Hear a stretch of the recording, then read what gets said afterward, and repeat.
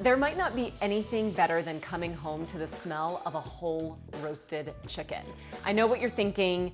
It is complicated and it takes a long time to cook, and I want to show you a couple of shortcuts to get a beautiful whole roasted chicken and basically an entire meal all done in one pan, and get it done in about half an hour. Even on the busiest weeknights, you can have this delicious meal. So I have my whole chicken. I'm patting it dry. Also, whenever I'm working with poultry, I use a plastic cutting board, so then that way any meat or juices or anything, I can just pop it straight into my dishwasher and it can get sanitized. And what we're doing is cutting through the bone around the backbone. So in my family, having like a Friday night dinner and a whole roasted chicken with some roasted potatoes and other veggies is like the highlight of the week. But the truth is I've stopped waiting for Friday to be able to make such a delicious meal. I'm gonna save this for some chicken broth, and the shears just come apart to make it easy to clean them. And I'm gonna flip it over. And you see that? And press down a little bit to make that breastbone flatter. That's nice and flat. And do you see how much surface area now I have to work with? Okay, so here's the chicken. Now let's talk about the aromatics.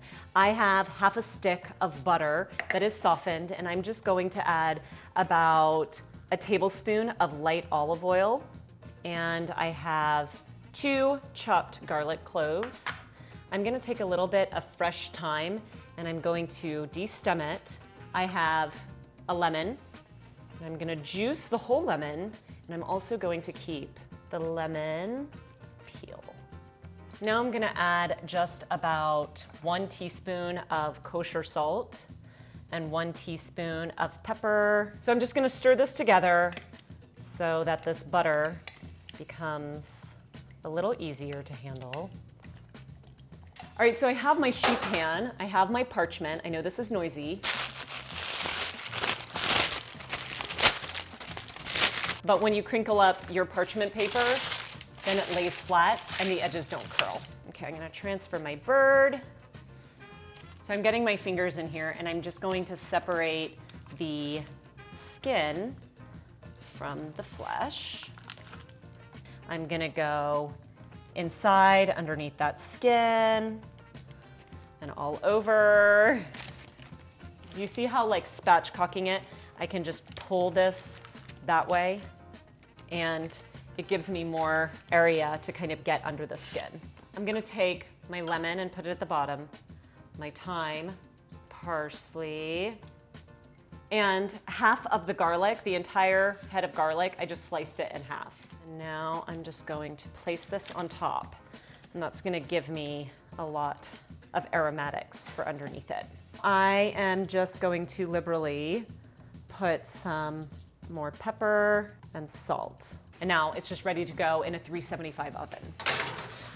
After about 20 minutes of the chicken cooking, I just added, you see all of this beautiful oil down at the bottom? I added some pretty small little creamer potatoes, and I just have a few carrots as well, and I'm just gonna toss them together with all of this, and then put it back in the oven for like 10 to 15 more minutes, and the potatoes should be nice and tender, and the chicken will be ready.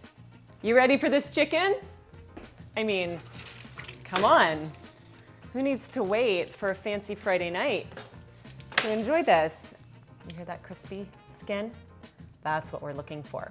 Now, in case you were wondering, how can you tell if your chicken is cooked without like destroying it? When you cut it, if it comes back clear, then you know that the chicken is cooked. And by the way, perfect fork tender potatoes that have been hanging out in a little bit of this butter and olive oil and chicken fat, which in Yiddish we would call schmaltz. And it's like liquid gold. We call it liquid gold. So I have my potatoes, my carrots, my chicken. It's a whole meal all in one, all done on one sheet pan. You could serve this with a salad, but for me, I'm just gonna count the win of doing 5 minutes of prep and having a delicious meal in half an hour. Of course, the recipe is always on dinnerreinvented.com.